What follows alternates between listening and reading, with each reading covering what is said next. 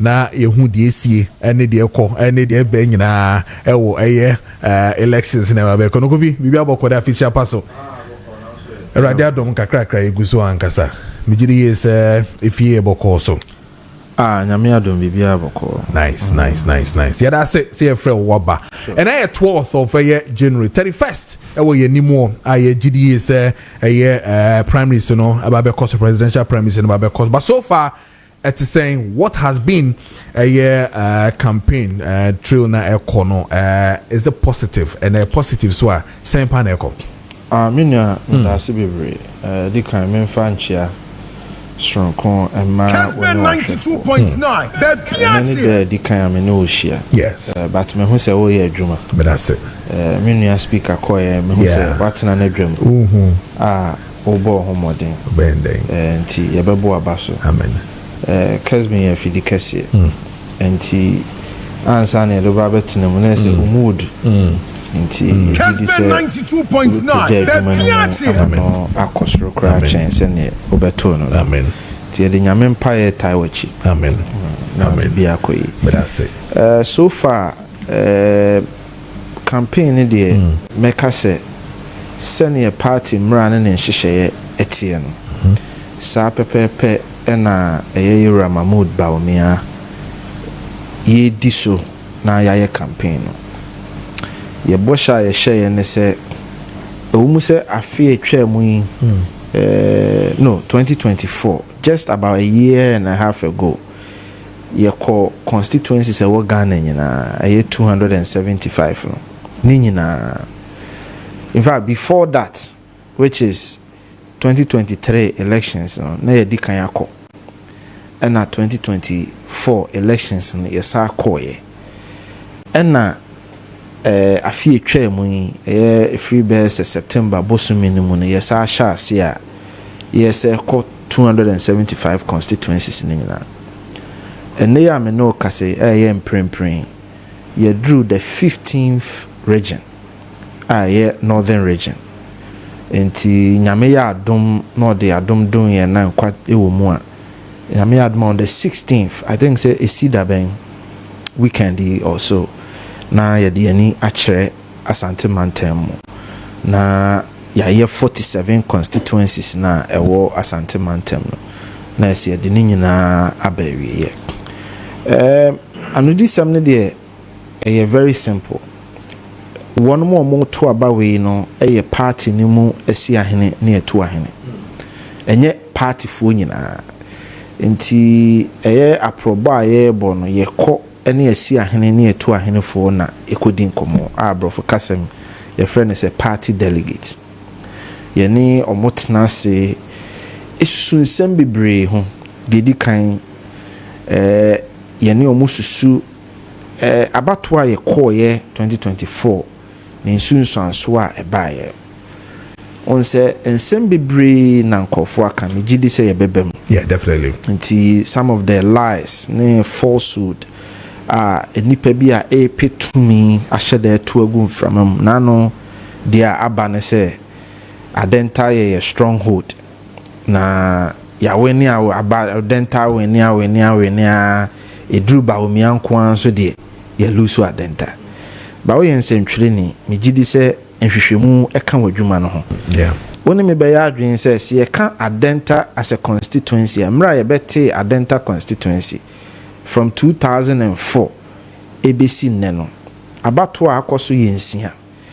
ensia ni mu no NPP aweni mu mienu NDC aweni mu miensa in fact 2016 2020 and 2024 nyina NDC apart from say yera ya boabia Samoa ebe shemu ba akubi 2012 no 2016 ye winning abanompo nanado winning abanompo sa emre no kra ya winning adenta ansa na 2020 sa winning election ya winning adenta ansa na this time ya winning adenta inti eden na obi ko gina ba bi ko kase adenta ye stronghold ya weni edru Mahamudu Bawumia nkwanso a ye lusu adenta na di inti ye lusu ye ne se wan koye campaign efi se na konta ena na ye candidate ma NDC ese no kra bi anim afei videos ne pictures aba Yura Mahamudu Bawumia kwa adenta koye campaign nantifa adenta empesuane so nyina epeja candidate ninsa se ono ne de ono Yura Mahamudu Bawumia e support no enti sabe ensem bi sei no ye kwa ese etimi chirichiri mu de nokra ne yeden eto ba bia ye de beto ansana esi ahenefo no nso omo wode da omo ankasa omo akoma so no kwasem ne se emfie nwotwe a Ghana fo de tumi ma ye woni ma bi wo ha ye ni yie ene ye woni ma bi wo nso a ya anye ni yie ade ba ko ne se ye ne esi ahenefo ene ni yie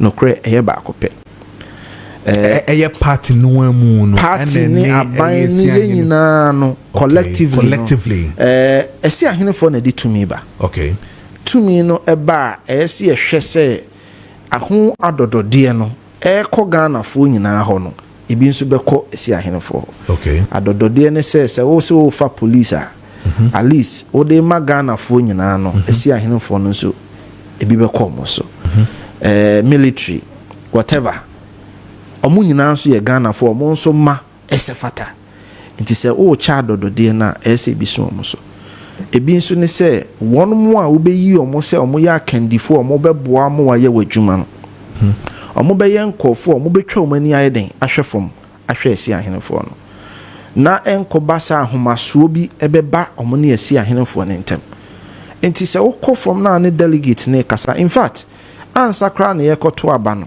na aye huhuhuhuhu ansa na yekoto aba ne wie yewura okwe nhwehwemu nso a okoye ye ne kire se ye ne esi ahenefo eni ni enti saa nsem no eyesa wogitum na se chew pampa opa ho chew na afi no de hia ne se anoho baben na obebo esi ahenefo ne se ye koye nimi nhihye ben na wodi gu akwan mu a ebe ma omo nso dada setene mu party a omo yi omo yam ne omo ahoden e de som party no ebenya mfaso panso e omo nso asetene mu efi se ukọ the various constituencies at the polling station level, electoral area level, and sana constituency level. One mu na ye adwuma. Omo se omo mre se omo adaje se omo sika se omo ahoden e de boa party no. This a party ni di ya ye yo no ese bi nso ye den eso omo so.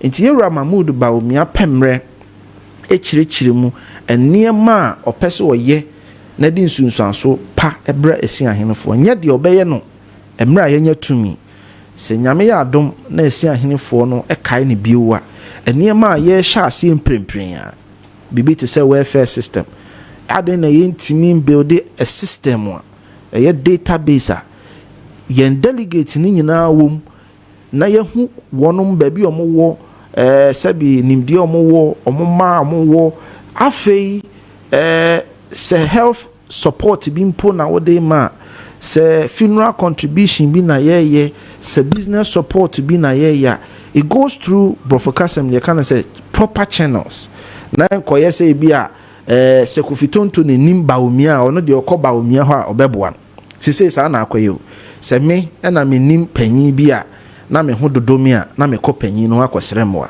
na de onim panyin so sa nkomo we na wodi de toso bi o ye esi ahenefo no na tumi ne ye omodea enti Yura Mahamudu Bawumia se Kristo ye na dom na obeye omampanyin a yensan fa tumi no party na hoden ne nhye esi ahenefo ne nsa bio ebi ne sen se wo se wo be appointed nkofo ne omo aye adwuma se sa nkofo no nso constituency no mo free mu Ghana ni bia free constituency sa na ya che no yeah it is omo free constituency a metu a se be ho fefefe a wo nim dia de wa betina he se wo NPP ni ena kufu Yura Mahamudu Bawumia ba no so o appointed wa wo be free mpesua bi so etini adan na ye man pesua no nyiuma se abrantie yi onimdie wakosuku wo adwuma bi ho nimdie a se de bibi hye ne nsa obetimi aye ye ma saa mpesua no nyiumra mom na nkoye se bi a wo wadanfo ne Yura Mahamudu Bawumia nti ana me som Bawumia wo ye madanfo nti na me ma befa na me de se me befa de wo kwa Only some persua for ni twaka bia. Yeah. You have no reason why in here you have to go, and that was the mistake we made. Now koye to me ne buy no why ne nim panyin ben na can be amount.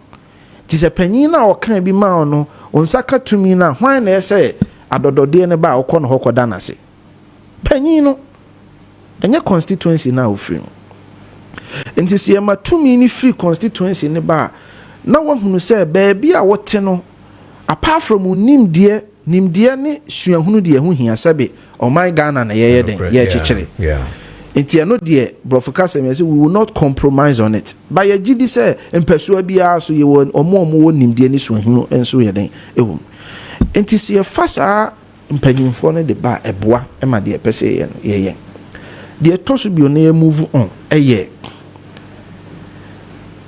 esi ahenefo no wono mu na ebo wo ho dawuro wo mpasua ne so yabato no nse na medikan aka no ye to no at the constituency level ene ya ye ko election na nkofobia introduce another level a mo friend community level ba me no ti hey Ghana abato what be a friend community level da de ye nyina ye nim ye polling station electoral area constituency region maintain community level da so what be a obetimi educate me and they now be introduce community. But the point I'm making is that at the various constituency levels near campaigning, constituency be no campaign jina mpuntu nyuma o de abasa constituency nim. Esi ahene for no so na ye say adwuma no. Ti na ye Mahamudu Bawumia propose say to me ne be kanensa for the first time ye be constituency level budget. Into more constituency no money Ghana for a wohono mo beka motia bom se ye ba ye mpesua we so a niema we ni eden ehian momfa nko aban akohoma bosika mu na momfa de mo betimi anya no mfa mre kakra bia ebe bia na ebe eno ne ebegina so de aboho dawro se ya ban bae emfa so a mpesua yi mo eden monyani ene de etia ne se wabo tai fefefe e bia na onim finance minister ti se onim no ana ofre ne se ja finance minister mesrew e kwan bi da me mpesua so meye mame ye nchichire o man sa nti ye di san komo we nso awie no na afei yera aka na ndi so ade hunu nso ama o man Ghana e kwan a opese daachi ye peja o man no efiri baabi ewo ene baabi foforo pese ye den ye dekọ nti sa aproboi na bese bosome nan ni yabo a Kristo ya adomo a yede ni nyina bebe awiye bosumi a yesimwe na nsana yakoto aba. Okay. Asempa ema eye party no, but o can now say eye eniema ema sebi ekutia eye party na ma sebi nkunimdi amba no more or less no has to do with say yan share eye baako esi ahenefo ne eye, but fana so feel say and yetete omoko eye omo campaign na sobono ye de bo a candidate no, thinking that the candidate was the main problem NTM sanemani na ebaye. But I mean, why would they continue to say we candidate na sebio ujina na name no and na a party name to main dim kunim se upe bibia jefro bi ho a kwan be na be fa so abeje ade kro. One, se obetimi de wa hoodin esisi no age. So ati ase. De tosu mienu se obeka nsem ato no so. Ana se obekire wo unim dia ebro sa nipa no ede so. Eba abato mu a de kire se wo ho ya akono sene sa nipa. Niam miensa we titiri. Enti wo na obebusa se de hin na meye. Mechre mi nim dia ene me ho ya akono bro so. Ana se me twantro ato nipa no so. Ana se me ho odense no amesisi no. Emu baako na obeyi. But the etia ne se ye nuano mo a wo ka o masemi. Dodo na no onti de ma omo ho ya akono anti ese Ghana fo ana esi ahenefo de 2 million den ema dodo na ye de ema obi ho ye fin ye ngu nipa no ho fin every seminar ye ni nkomo 2016 ene ye kosre Ghana fo 2 million Ye kwasre Ghana for 2 million. Omo de man. In fact, Yewura Mahama vote difference and die ne Mahama ntem 1 million votes. Yeah. The exact number was 985,000, just 15,000 shy. So we can safely say 1 million. Seats are yenya no. Members of parliament na 169 seats. Ye ba no bosumi nsia pepepe na ye share free SHS ase. De yesa abani ye bia COVID ya rewo mpo beton yen no beka ya free water, free electricity. De yesa abani ye ma Kufuado wiase nyina ka se Kufuado wadwuma wa ye aso ani. Mekai sa time I was the head of information at Ghana's embassy in Washington. Emma Kuwakra tabia ye freno Washington refidina escape mekakra. Eba mekai. They actually came to the embassy to work with me on a report no more year on Ghana. Say Kufuado was the second best performing president in management of COVID. Ninyine chirino ye koto abano. Yesu shine ye 500,000. Yeah. Members of parliament yesu shine ye from 169 to 139. Yeah. 137. For mena nebeka homa na ye 138. Inti mi nua panyi a wote a me no odi nkomo.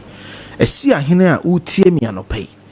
The first question is obusa ho ne say, to me a Ghana for the man 2016 no eye den ene ka to ne bro anko mo gi say to me na free ensem 2020.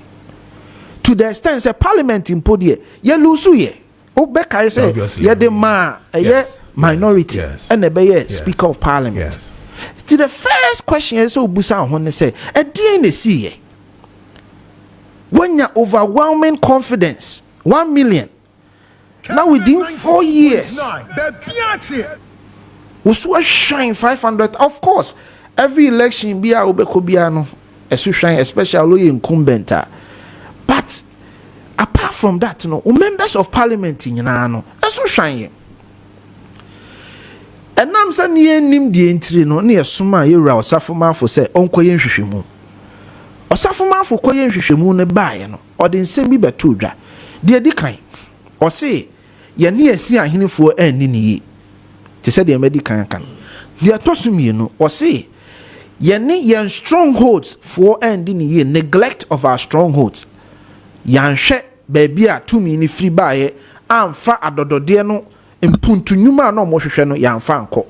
De atosumienu wono mo a ye power mo se mo meboa Yewura Kufuado adwuma ye no na ahomaso e wo mumu ene se omo anya ampante ani anhwe party for. De atoso nan wo se ekwan po a ye fa so ton aban ni nyuma ye no anso Ghana fo ani ama Ghana fo anya mu ntiase. De atoso num wo se eniama ni bia ye no na ye ne fe ene ne peso se ye ne edebo o man Ghana nanso Ghana fo anya mu ntiase ehunu so mfa so. O my example de ma ye ne ye banking sector cleanup. O can say the banking sector cleanup na ya de pa eji o man no sikasem esi ba Ghana fo dodo na anya mu ntiase. So beka ya ebisi a collapse bank yama Ghana fo adwuma yagu so kai sa nyema. But ye ntimi ankyerechire mu se sanka ya merge 1 ya collapse bank ye merge ye 2 ya merge banks ne so anka nipa 4 million ana ko mudwetire nso ye den ehwe ye. But bia so feel say mo merge ye so no ebi so enyo mo adwuma bebre na so. Of course about 3,000 people lost their jobs. But the friend trade off, economic trade off ne say nipa 3,000 belu osu o adwuma ana nipa 4 million belu su o musika no mo de akoto bank ho. Wo ya ban ya ye so take mu baako. Ye busa wa me gidi say wo ne ye be ya adwen say nipa 4 million na o musika eda bank ho ye mo ho ban. Sa pepepe ye. But Yewura Osafoma fo say ye ntimi ankyere mu yie. Enye na make 4 million class amre no Ghana fo anhye da enya ni nyina ne niema ahoro bi e ka ho no mututi aye. E ma ye vote no so ye den e hwan ye. O kan o report nim. Ye call 2024 elections so wie. Am ye suma Yewura Michael Kwe. So onkoye nhwehwemu. yɛwura Michael Kwe kɔyɛ nhwehwɛmu ne ba mimi hu yɛwura Michael Kwe report ne bi ba yɛwura general secretary ɛde summary ɛbae summary ni mu no unim de edi kan a ɔkan de edi kan a ɔkan ne sɛ ɛfutu a owura ɔsafo maafo de ma yɛn 2020 no yɛamfa nyɛ adwuma. That was the first finding of the Okwe report. The first major finding is 2020 ɛfutu na ɔsafo maafo de ma yɛn no yɛamfa nyɛ adwuma. Ansa na wɔbɛka sɛ ɛnneɛma ɔsafo maafo hu ya ɔbɔ yɛn kɔkɔɔ ho no ne nyinaa sɛ siye.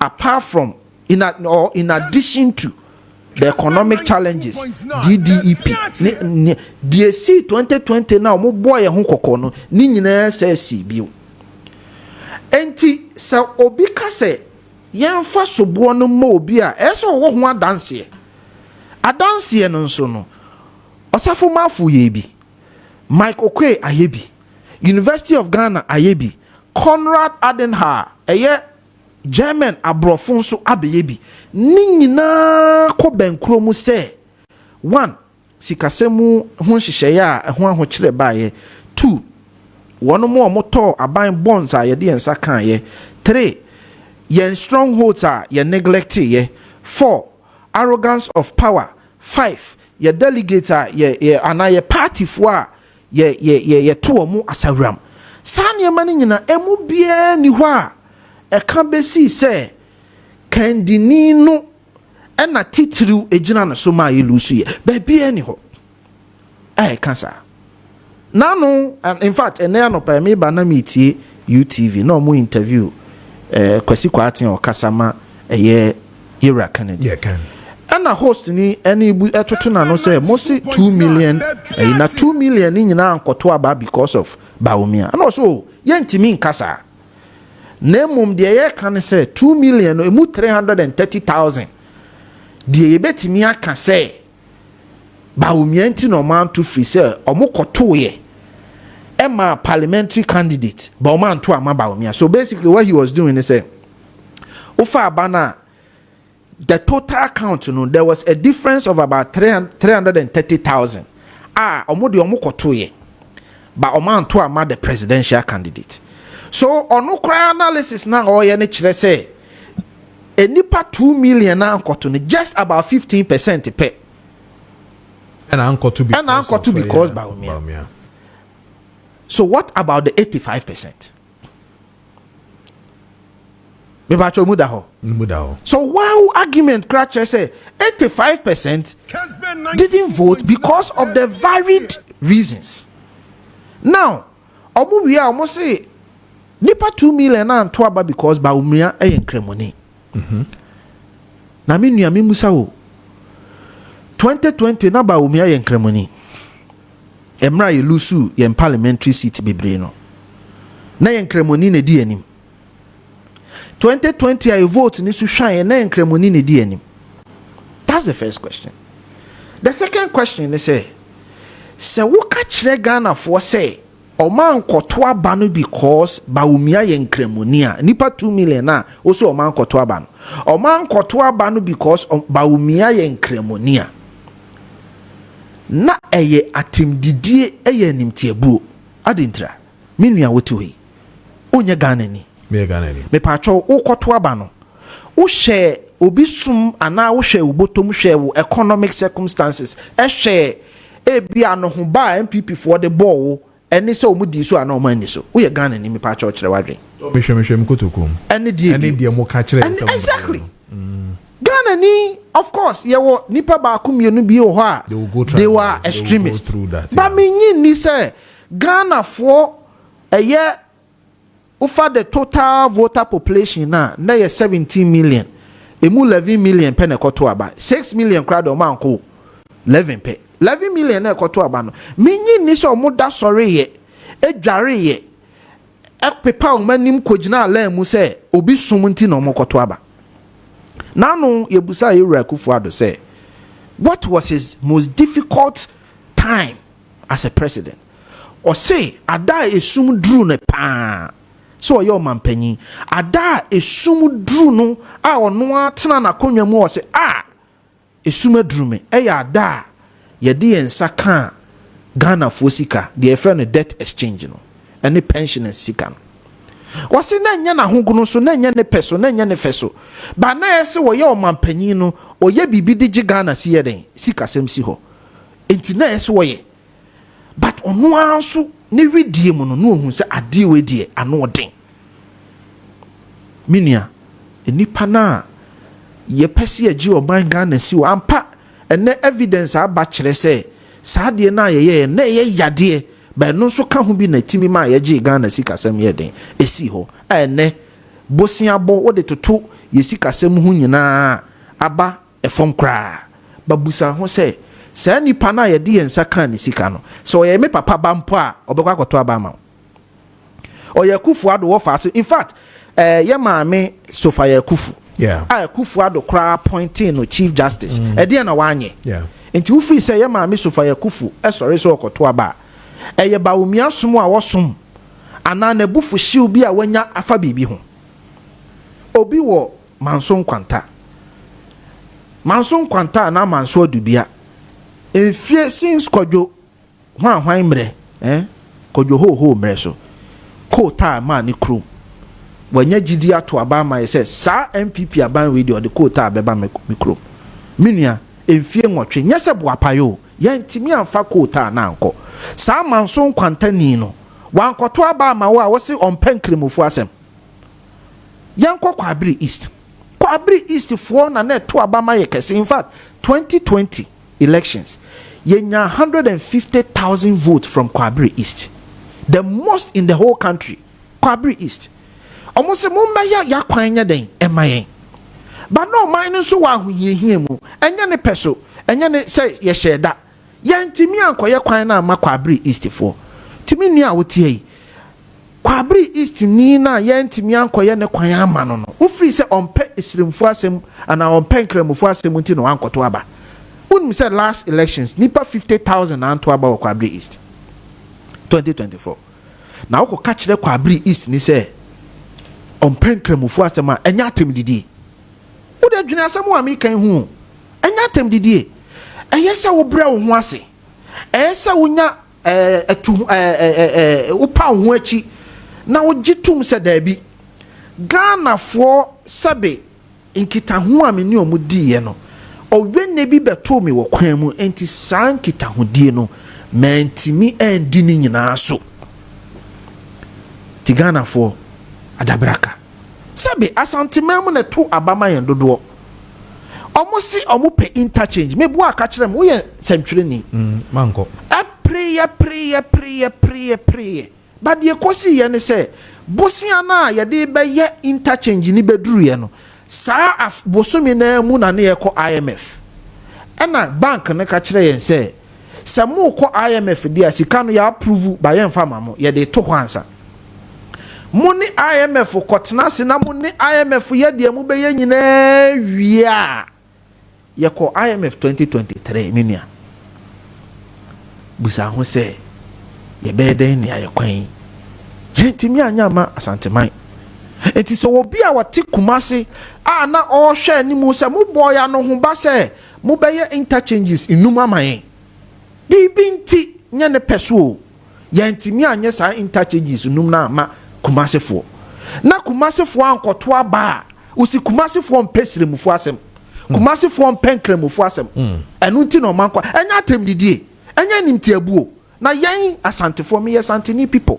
ye wo mi Kumase sepe buo krom mi free eye kokofu bekwai me papa free Kwabere mamponten abrade me nua santini people me mabra bomu a me nyini from buo krom na e wo 2 zongos sepe zongo buo krom zongo ye him pon na say 2 otoso mienu ni fia wote enye nkramufo na atwa ho ahia me bo aka kira me se me bo ye most biggest security installation ye friend no airport Kumase airport no Prempe airport no enye nkramufo na atwa ho ahia ayi just outside of enye ye ho crowd saying aboabo ne ayi na atwa ho ahia ye ne nkramufo tran ye ne Yene ye nuanom nkramufo tena ye. In fact, asante man po de ya bakwasam kyerɛ sɛ fiti mre a atwam be mfe wo hani ane ye nuanom siremfo nkramufo tena ye ɛbɔ bra ma mo bɛboa ye ma ye ko yen tokwa ne ya ko bebre. Aya bakwasam enti ye dan na wo bepetumi utumi a wo bepenti wo beka kyerɛ asantefo sɛ ɔmo mpɛ nkramufo asɛm. Bakofi, does that make sense to you? Bakofi, even if it doesn't make sense, they have two issues.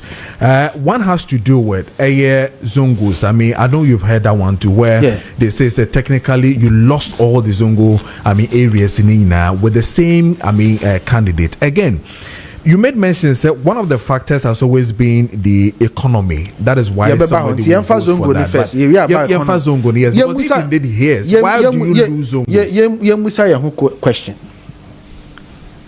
One, enya no kre. Unze me catch us say introduce a new terminology, community. I say lusu zongo community. Ghana ye to aba in communities. No, constituencies. Enti e dan na obi pese wo kan no kra introduce the debate in constituencies. Ghana da ban ye introduce debate in elections in communities.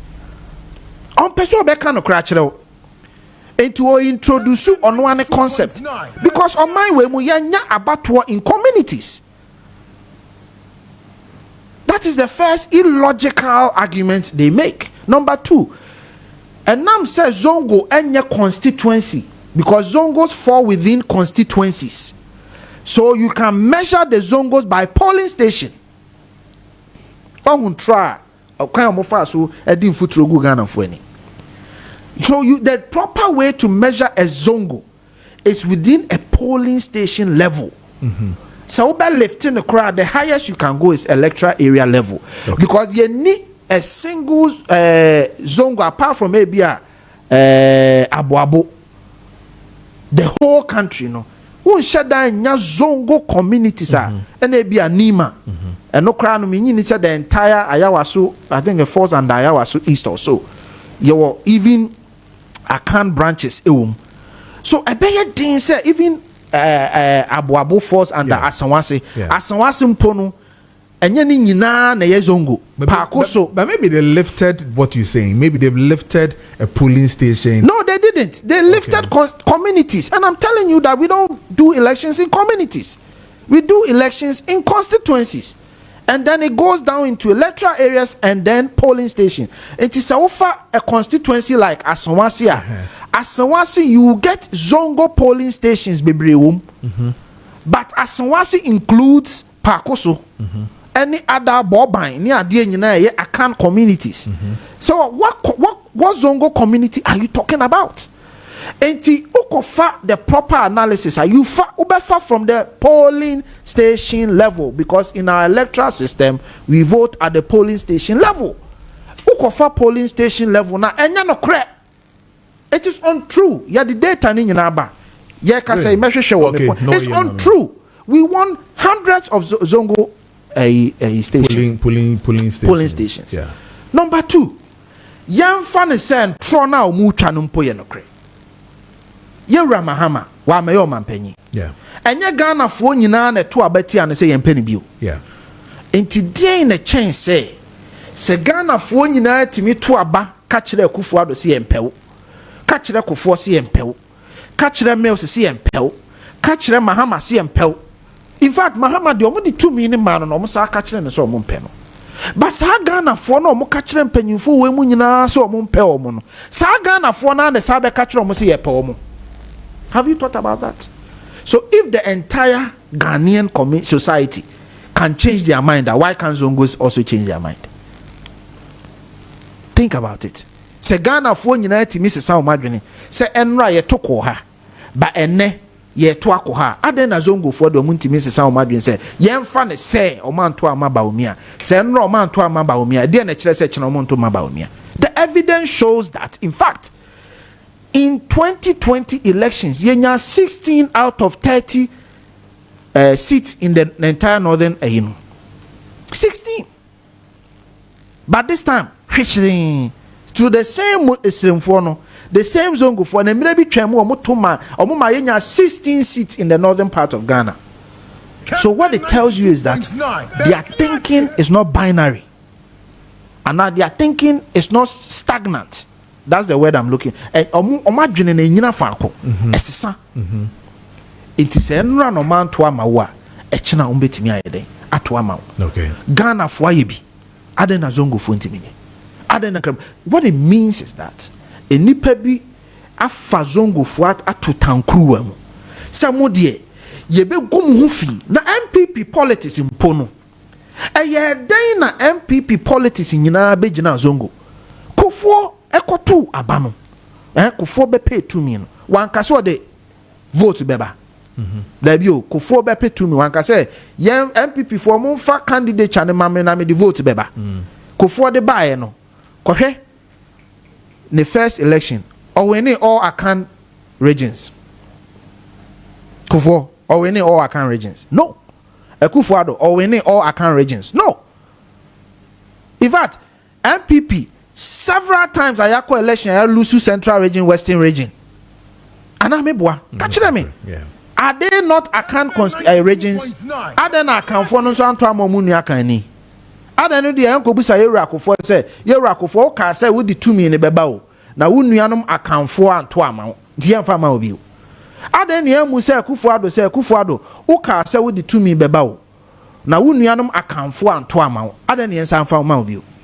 Na ye dan na yedru nkramofo so de a ana yedru sremini so de a wo se ni nuanom sremfo anto amane de a yemfa man bio ye musa sremfo ade one a lot of ignorance mami nchire mu nchire so wo call the north 5 northern regions na wo call the northern region a largely Dagombes, Abudus and Danis.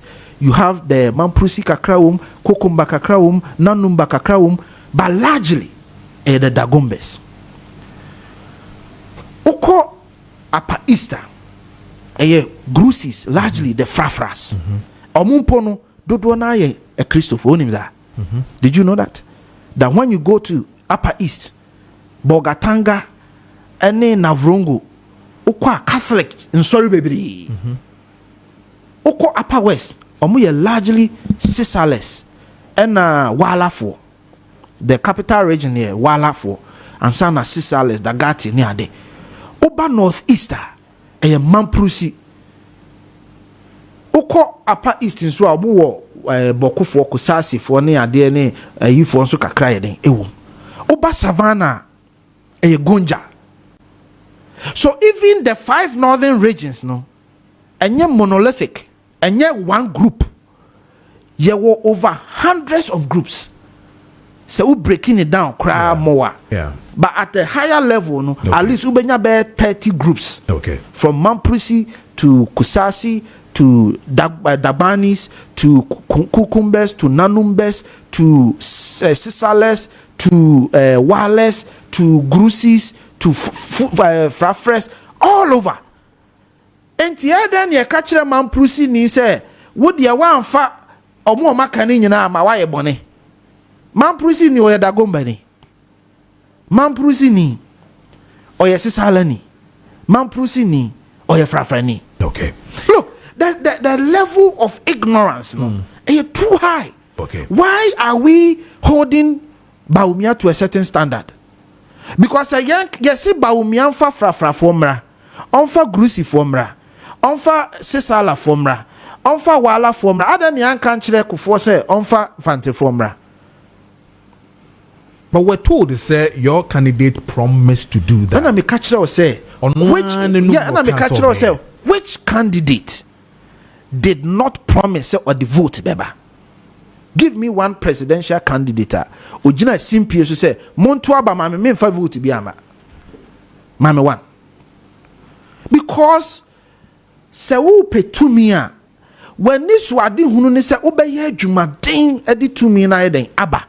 Baby, I will bet you to me in a fibia. And a mamma on fatu whom you know, the edi kind say, Yan fan say when Timmy and far ma. A bacosem chile say, the one farmer and run wo Timmy the bar and ne. That is number 1. Number 2, my catcher will say, and ya no creme poda. Say and see. Na omokofa boko, and no more de abro, boko, any boko. the enclave Boko, the voter population there is about 30,000. And it's halved between Mamprusis and Kusasis. And na yewura Mahama kojina Kusasi fuechi. So obekaya or say Muna hinie no eyemodia. If you remember, in the run up to the election, and Bawumia the onu waye Mamprusini. Enti abano baye no Kusasi fo ene sabi omunuanom echinyuahye kakra den aba. Ti Kusasi fo anto ama Mamprusi fo. Sanso na Mamprusi fo nso anto aye den ama Mahama because ono su kojina Kusasi fo echi. Okay. Enti eye den na okofa no e de beye insi echi ba. In any case, 30,000. But for Kasam, a minuscule. It doesn't even contribute 0.0000% of the total vote. Very well. So how do you hold that person to account for that? But can we hold your candidate on economic issues? We can discuss economic issues. Now, what is the question about economic issues? What is your question? That he's been the forefront. Yeah. Yes. I mean, he's been a leader. Now, all of a sudden, we hear say, oh, we'll build the economy anymore. Then switch down to a guitar. Then the whole confusion started from there. So therefore, we'll be a cofa and say on by economy who juma mayano. Bawumia bomi na no I'm fine to know any se sebio a siahino for moto. Okay, I know your argument. I know your argument. Mate say exactly other candidate, no. Yes. Mate say Ira Ken I can be. Yes. Ira Brian, I can be. I do chum the mention that. So yeah, but at least Agyapong have gone into this same argument of so fair enough. I mean, clearly he has not been able to. Yeah, this debate. Ghana, your economy no. Amamrada ho. The constitution. Constitution no the 2 minima omampanyin say afibia no. Usika semu ho eniswade hunu no.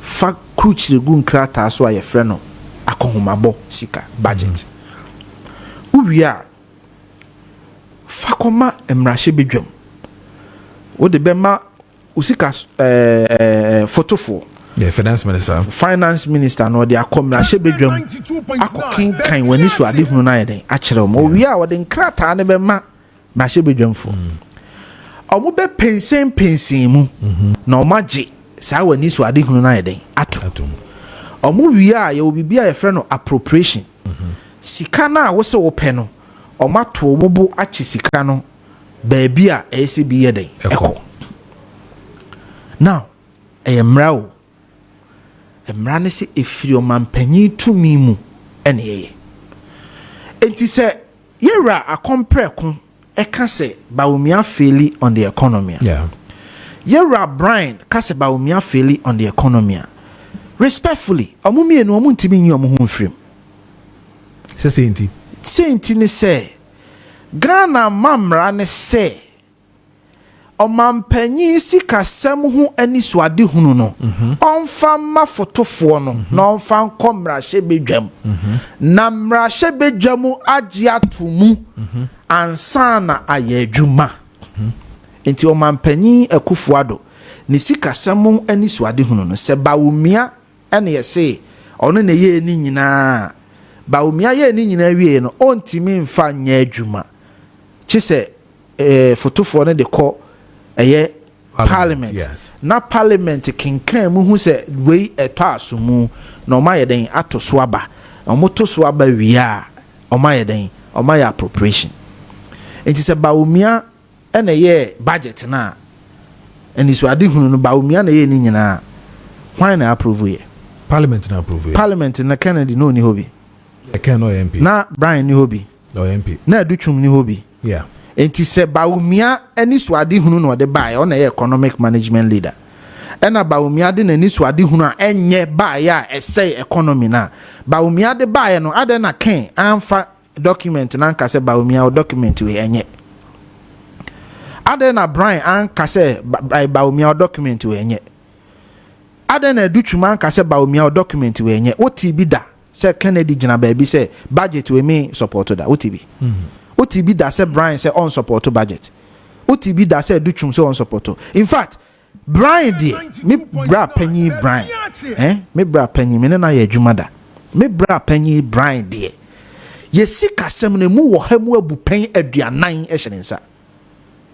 So nimza 40% of our economy is agriculture. So 40% of the economy, in fact, inflation, one of the biggest input in inflation. Food. One enough food is a Greek ministry. It is a economy I say now one a Greek minister so inflation ba for more. And then I will chew who free mu. Ekoka say the on in charge of food on the say economy. What be that? Yera Kennedy. Adia ba kwa Kennedy campaign so chere na dwen o kanokre. Ye musa ye ho say enfie nwotwe no ehin na yera. In fact, levy refi say yera Kennedy kra ka say oboa bi say e betimi de adwo asafo abafi ni atoso aba. Yeah, sure. Enti say na levy nya say yera Kennedy eto so aba. Yera Brian to so aba. Yera Duchum to so aba. Enti my point is you cannot run a bad economy or a good economy without the inputs of your members of parliament. And unti na hu here say obey sa blame game no, because governance is a collective. Who is a members of parliament e boapayo say bibi nko yi a omunka be a collective. Amanyosam ni oman chichire na collective. Enti sa wo start say yi mu na we na ye say ya obi nso be kai wo nso ru a wo ye den u play. Okay. Because apart from budget no ma dey to so mienu a mo say economy na ye bo obesia dodo bosia bia ni ho nso a boy ya ye ra Kennedy wan science ye ra Brian wan science ye ra Duchum wan science. In fact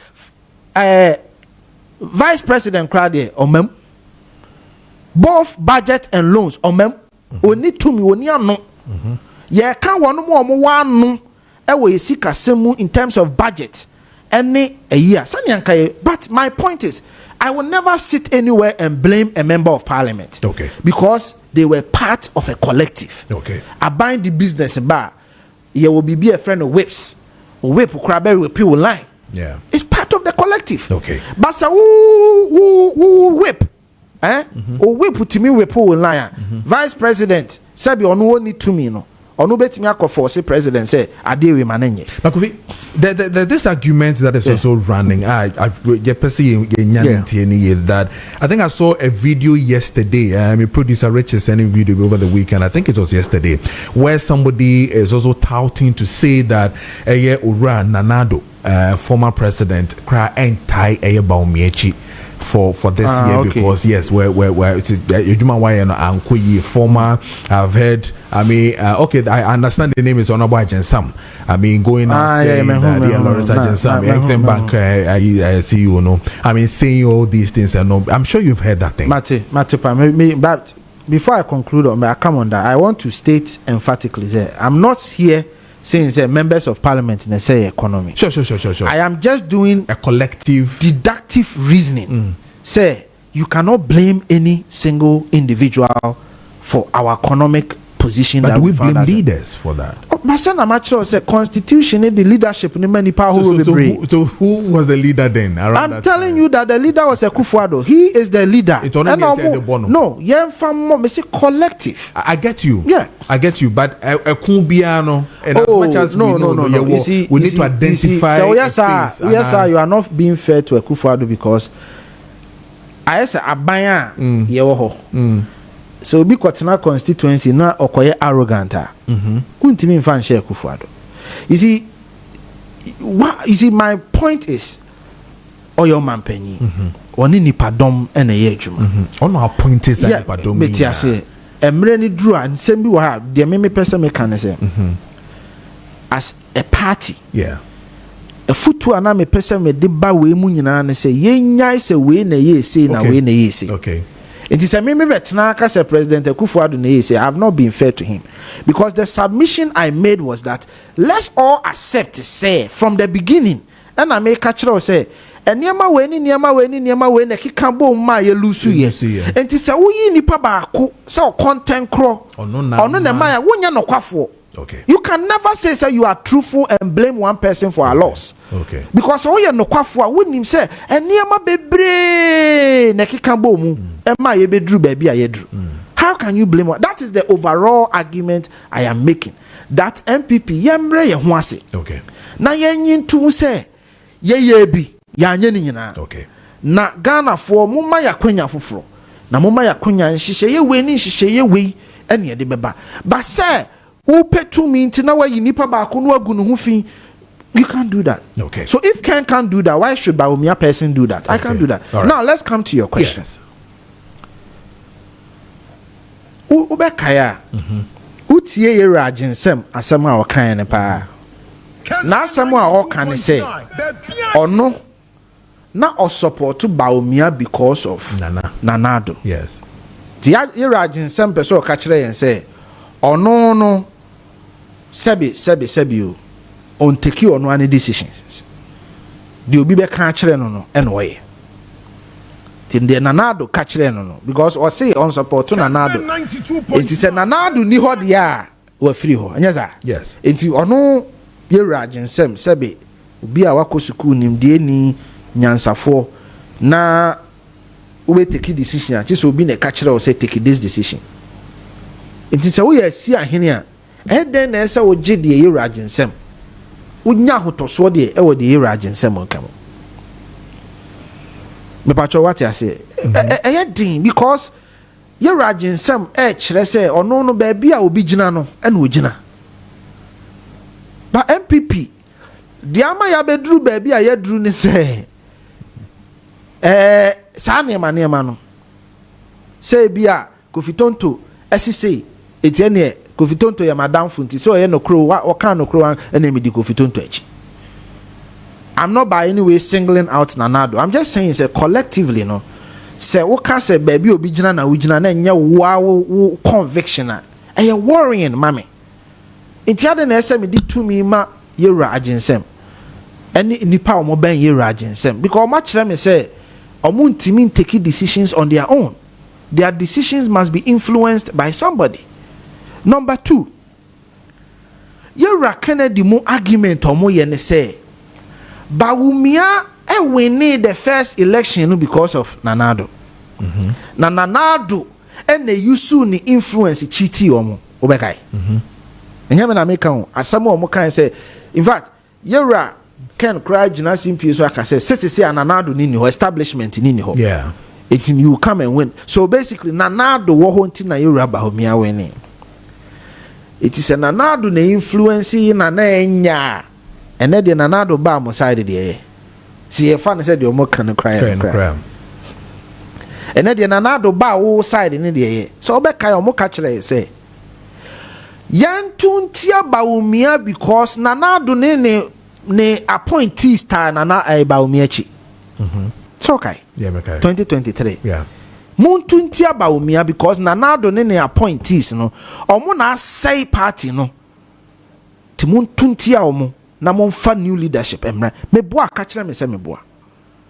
Afei die agin someone no ye Nanado appointee no onye bio. Is it the agin sem ni papa. Nanu ana agin sem di Ekufuado echi a omukọ support Bawumia de no monye. Nanu ana Lord Kome edi Ekufuado echi omukọ support Bawumia de no monye. Nanu ana na Atoshi edi Ekufuado echi omukọ support Bawumia de no monye. Nanu a Stekadi Ekufuado echi omukọ support Bawumia de no monye. Na Musanje finance minister shwi ni samwi. Ana ha, kosi esa. Afei die wo mu Ekufuado ma omo appointment na omo nya na omo ne gu party no. Ene de omo nyina ba won chen. Ene de ye de nwura efra omo ho omo abeya ateneneni. Minia asem oje ne sen. How do you take this? How can this be a principle? How can this be a position? Nipa Kuba kumo say Ekufuado wone wa appointees must say party ma di deja delegates. Mumpam wo mo. Afi de Ekufuado eba side according to aginsem. Ekufuado free ho dia aginsem e de Ekufuado achi. But who is Akufo-Addo if you see, I'm not even interested because Akufo-Addo, at least for all the times I had to Abenyana, no waka say or ye penny ojina finfin. Waka sa. I'll grant Akufo-Addo that right. And I mean Koakrata na Bibia Yuri Akufo-Addo atra. Waka say the see idea. Say dear. Me waha. It mean to me image na men kasa ma Yuri Akufo-Addo. But sabi asamu ajim sam kind na me twa ho bi. E dia ye enyina so say. Ajim sam say baby Akufo-Addo wono no wo. Enti Akufo-Addo na nra na onye na one na point is didija delegate no. Na point is be to say Lord Comey. Na point is be to say na Toshi. Any one more maka nyina no. In fact, Adolf, my friend Adolf as a baby. Ono na papa tuntum kama biya no odi Akufo-Addo achi all the time. I say one of the protocol officers. Ono so koken. Omo nyina Akufo-Addo nkofo. All of a sudden nkofo no mo nye Akufo-Addo nyina say the omo be ya atenenefo. Is that what they are telling us? Yeah, or text messages to the member back, and then my last question to you, Nona, we on that one has to do with if indeed Kofi who believe in prophecy or data. Maybe now I will answer that question now. It says, good morning, please. I appeal to all NPP delegates to vote massively for Dr. Mahamudu Bawumia. Akrokari College of Education TESCON endorses number 3 OPK Akrokari and ono Nidia or the Ebaye and no. This one says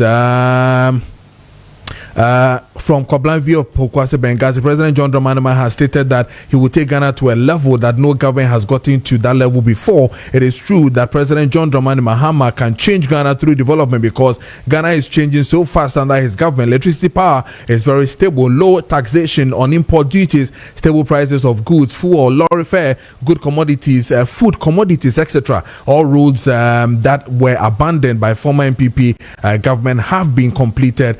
Greetings to Honorable Michael Kpakpo Alote Akrameyo and Mame Efwasechi Edu Wajeto, CEO of Ghana Tourism Board on Osonedia Ode Ebaye. And this one says that hello, good morning, Mr. Host. I'm watching you from Senegal, Casamas, Elikine, and my name is John Ato Asan. If NPP people are talking, it looks as if they are humble. Honorable Kofi Tonto, now that you are coming to humble yourself to Ghanaian, we have carried water and also carried alcohol. Now, if seen the difference, we have seen the difference. So you should give us a break, NPP. Never again. Onosone Diode Ebaye, and then this one says that no can no vote. Onosone Diode Ebaye from Hanono, and then this one says, Mr. Host, the guy has made my day, bless him. DMB all the way, Fifi ABK, and also Nidio de Ebaye. And this one says, I'm listening to you live from Brema Esikuma in the Central Region. My question is, what will Dr. Bawumia's campaign message for 2028 if he wins the flagship race? What will be his message for 2028? That's a good question. Obeyi Ano Amao. And then he says that please ask who was ahead of the economy. I think Senana Oyi Ano Amao. Eben says that I am Eben from Kwabenya. Ken Oforiatta will by all means be brought to Ghana to face charges and alleged corruption. So if I were his lawyers, I would have advised him to do the needful. Regards to Honorable MC Agbo, and then Eastern Regional Women's Organizer and Chairman BB Moro of Akwetia Onosonedia or the Ebaye. And then this one says that NPP as party members are greedy and selfish and do not care about the electorate, and we are not ready to grant them power now. Bawumia has been in power for 8 years. He should allow others to also benefit the way he benefit and blessed the way he himself benefit the way he himself blessed. Okay, sentence no envy. And then he says that Brakojo told the man that we are out here in Ghana when Honorable Cynthia Morrison was removed from his position in the Akufo-Addo's government because he supported Honorable Ken. I am Ochiman Poma from Kumasi on Osone Diode Ebaye, and then this one Ode. Mr. Aden Akufo-Addo ampa mo agency. Sir, agency say no no sugina hobi. Enya no cre. And then says, good morning, host. Please ask him if he will support another presidential candidate from the north. Is he suggesting that it doesn't matter if a candidate is coming from the same region? Does he know why former President Rawlings did not support a candidate from the Volta region?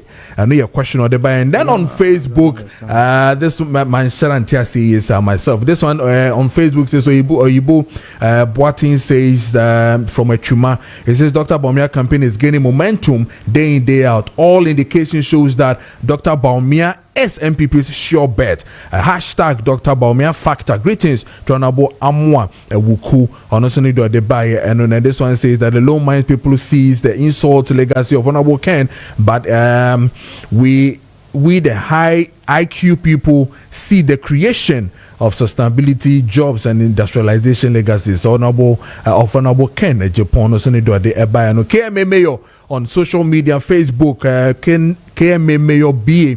I'll say, Asante Mampoka from Asante Mampong. Good morning, Ghanaians. I think the politics is too much. The minority should stop making propaganda because President John Mahama is doing very well. And then the NDC all the way. Also, need your day and no, on and on and on and on from here. Into our Facebook, can also be to me do the Abanama Kenkai so amount Wahanom. Let me see if this one has something for you. It says, good morning, Mr. Host. Your cherished viewers, at some point in time in the NPP, were hailing Dr. Bawumia as the Messiah in terms of economy.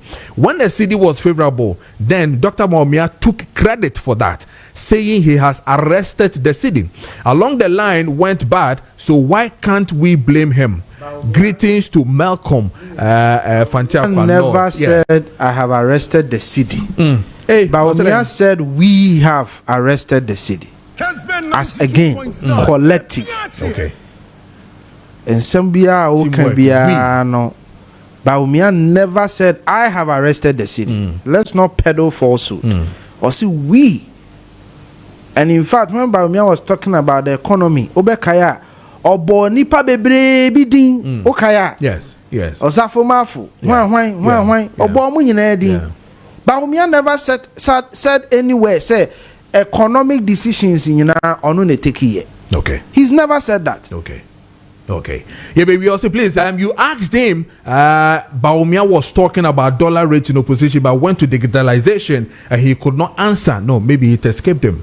Tonto or say a Honoan sign to answer. I was asking you about the drive with the economy. I mean, one of the key things that made the NPP lose power was economy. Then we saw the same candidate as the opposition is, or probably in the contestants, and they can say, I mean, the one who was leading then drifted to digitalization, making it look like I said we're joining economy now. No. You see, some komo we yedia na koye se oman we mo ho. Yedi nkomo bebra. Yewi ani ase di nkomo ni nyina foforo bi. Me kai ye Ghana card. You receive nketia ye press conference. E twro ye se ma NDC ni bia enkoye Ghana card. Ene ya Ghana card ama yewura Mahama baaye no.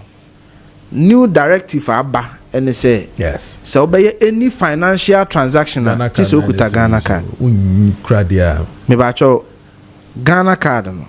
Digitalization and anya digitalization. Digitalization boy economy na emwa no. Me busa wo minia.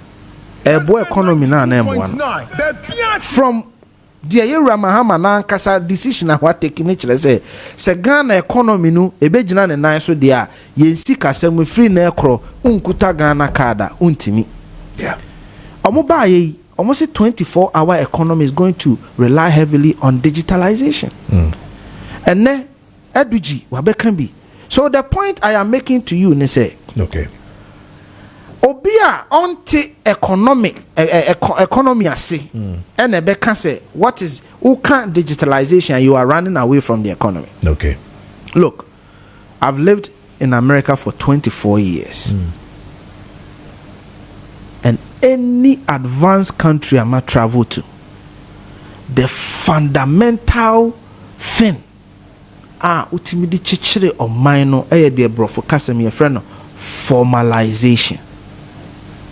America taxes omujiji ni sika omujiji ni ade omudi chichire ɔman ni nyina no omutimi jijia di dru ankrankre bia so free say ankrankre bia no ya capture wo in the identification system. Okay. It's yes January busumi. Okay. Yeah. Be a friend the tax season. It may be in the next 3 days. Okay. I think it begins on the 15th of January to the end of about middle of April. Every single human being, whether so ye juma, one year juma, just all file taxes. Okay. One file taxes are ye behu because of your identification. Okay. What the American economy is telling you, and they say, sa economy we no yentimi nchichire without identification. Number 2, yeah, quick. American economy relies on consumer behavior or consumer behavior. I can stick it to that. Consumerism. That consumer high consuming culture na American. It is driven by something called the credit system. It is also America. Metimi to goods and services higher than my pay. Semeji $1,000 a month.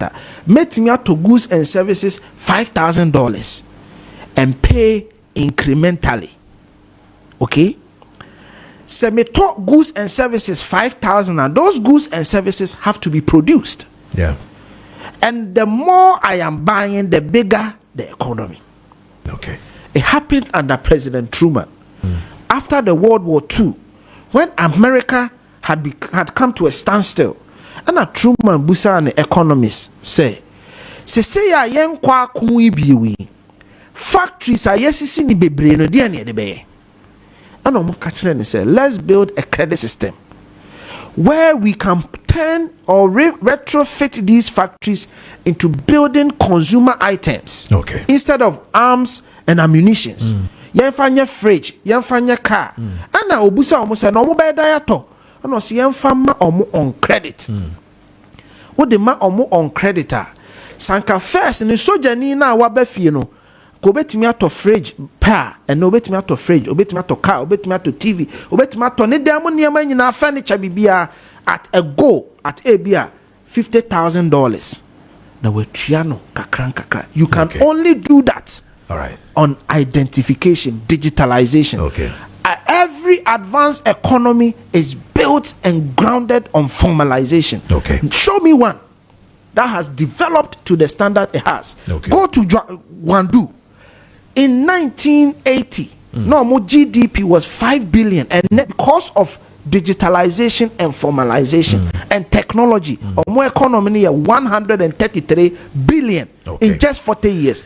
Without it, and you Mahamudu Bawumia, let's build the foundation. And no, you Mahamudu Bawumia, all leveraging on building the foundation to build the economy. Kofi, may I say, but in just a minute, do you believe in prophecy or you believe in data? Oh, I believe in prophecy. I believe in data as well.